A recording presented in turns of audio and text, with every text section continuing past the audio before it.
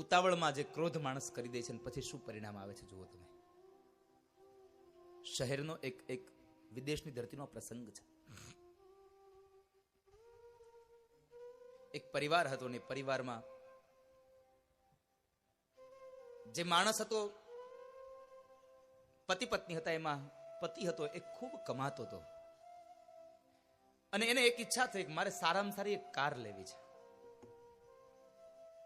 સારામાં સારી એક મારે કાર લેવી છે અને એ કાર લેવાની ઈચ્છા થઈ અને એમણે ખૂબ મહેનત કરી, પૈસા ભેગા કર્યા અને મોંઘી કાર લીધી. તમે જુઓ, કારને હાચવે એટલે નથી આપણે ઘણા જોતા, આમ જરા કે આમ કઈક થાય એટલે જીવ બળી જાય. ગાડીને કઈ થવું ન જોઈએ. ગાડીને સાફ રાખ્યા કરે. તમે જુઓ તો આમ જરા કે દાગ ભાડી દે ને તો ખીચામાંથી સફેદ રૂમાલ કાઢીને એને એમ લૂઈ નાખે. આટલી એને વાલી કાર, અને ઘણા સમયની મહેનત પછી એને કાર મળી. 1 દિવસ 2 દિવસ 3 દિવસ થયા, અઠવાડિયું થયું ને, અને બરાબર આમ ઓફિસ જવા માટે તૈયાર થયો. ગાડીની ચાવી લીધી ઘરમાંથી, બેગ લીધી અને નીકળ્યો બહાર.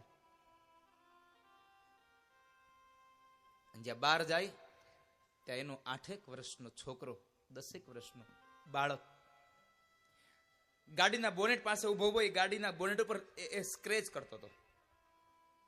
હાથમાં લોખંડની ખીલ્લી હતી.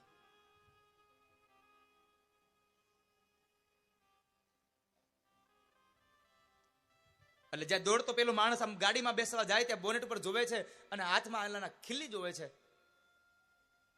એટલો ક્રોધ વ્યાપી ગયો એ માણસને કે 10 વર્ષના એ છોકરા ઉપર એટલો ક્રોધ ઉતાર્યો એને કે પેલા તો 2-4 ફટાકા મારી દીધા, પણ એટલાથી એનો ક્રોધ શાંત ન થયો. એટલાથી ક્રોધ શાંત ન થયો. એને સંતોષ ન થયો. મેં મારા છોકરાને દંડ આપી દો. તો શું કર્યું ખબર છે? જે હાથથી એમણે એ સ્ક્રેચ કર્યા હતા ને, એ હાથ પકડી પથ્થર ઉપર રાખી અને બીજો પથ્થર લઈ